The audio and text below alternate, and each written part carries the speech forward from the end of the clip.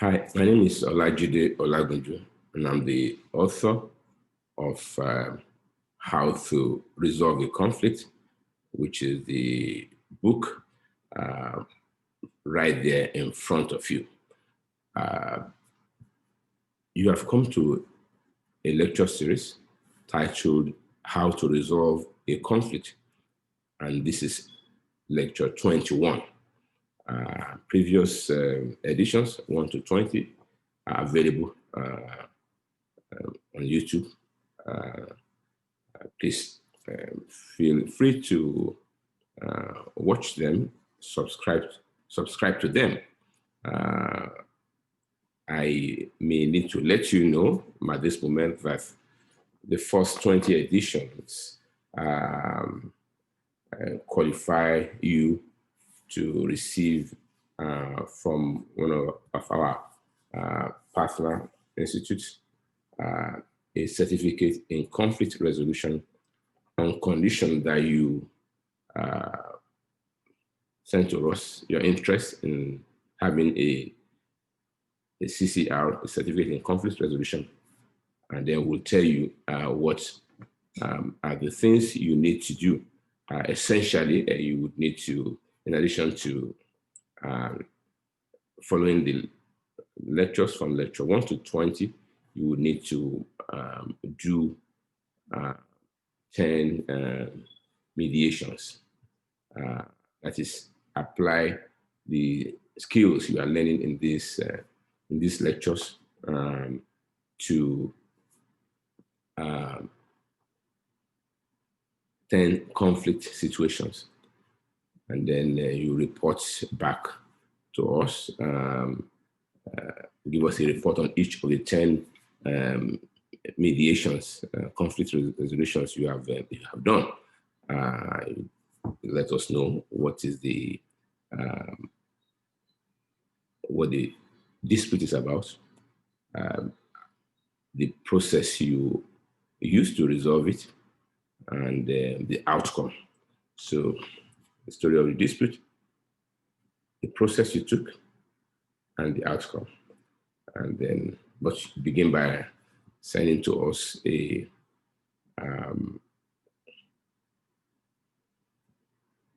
intention to have the certificate. Thank you very much. Welcome, and let us continue with today's lecture. As I informed you, the lecture is a lecture series on how to resolve a conflict. This is lecture 21. And what we do essentially in this lecture series is to look at the textbook that I just showed you, the textbook for the lectures, titled How to Resolve a Conflict. And then we read, and then we discuss. Thank you very much again for joining me. Today we are continuing with chapter 5, which is talking about the mediation process. We discussed some rules already, and we've been fleshing it out. Today, let's talk about unfailing courtesy. Unfailing courtesy. Let me read, and then we'll discuss. The only challenge of the preceding stage is the possibility of discourtesy caused by anger. While it is important and in fact necessary for parties to let out steam, it is equally imperative for the mediator to ensure that this is done within limits and gently but firmly put his foot down if it appears to be degenerating into hostility and disrespect for the other party.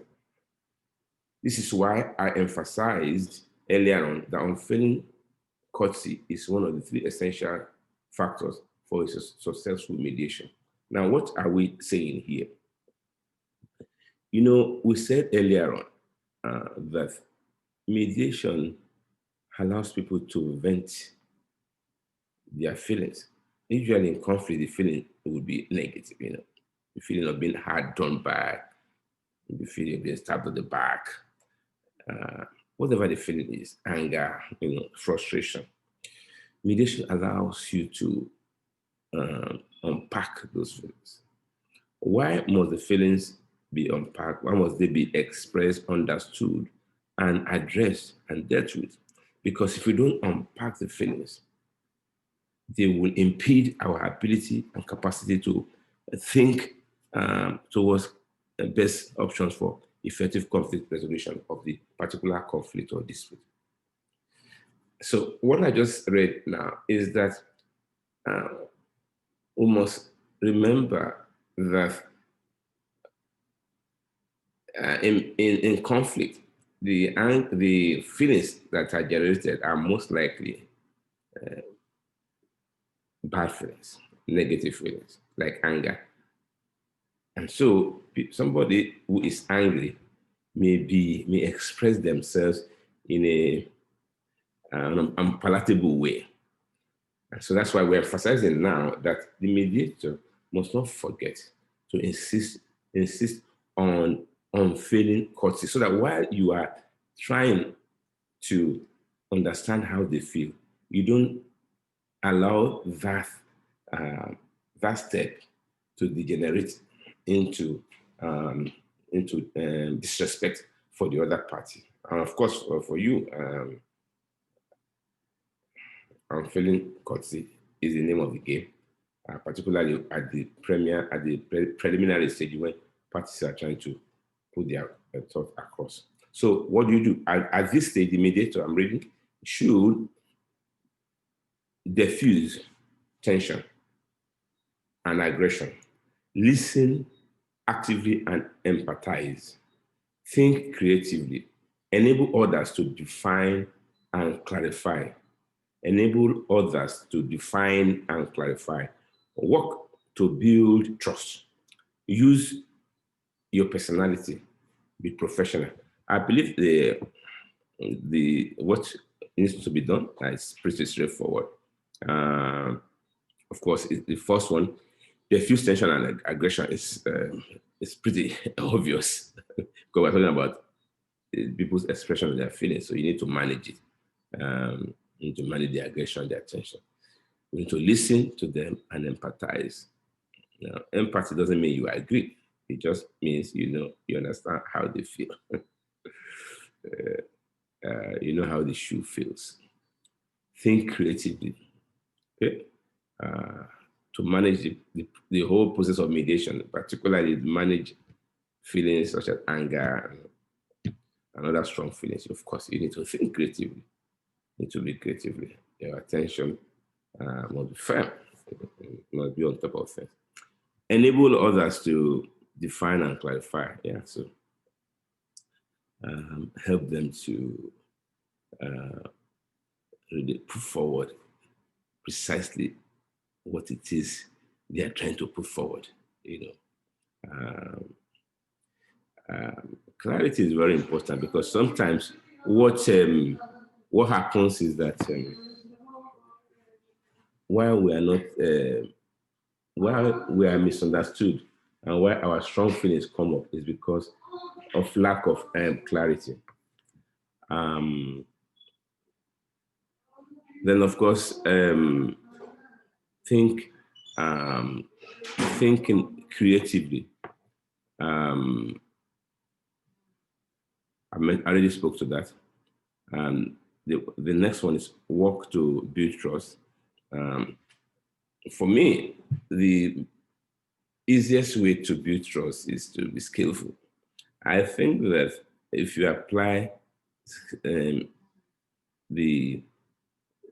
your skillfulness, your ability to resolve and manage, to resolve conflicts effectively, as you put in place, as you marshal your skill, things begin to fall in place.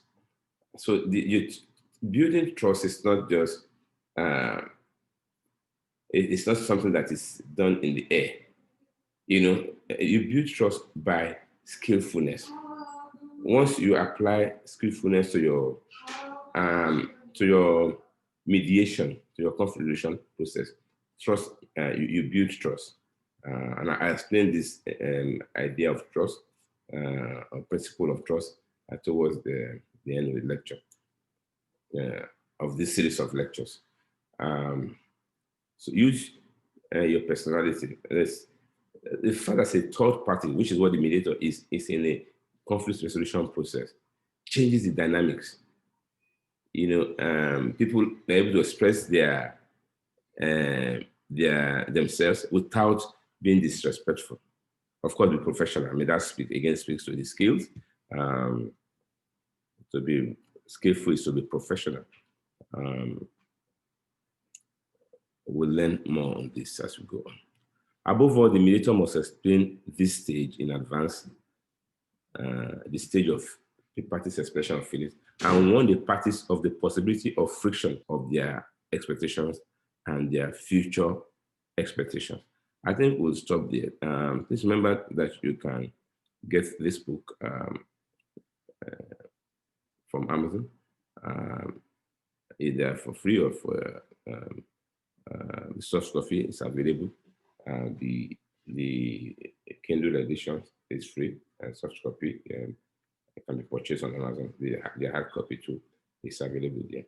Okay, so we'll continue the lectures tomorrow. Thank you very much again for joining me today.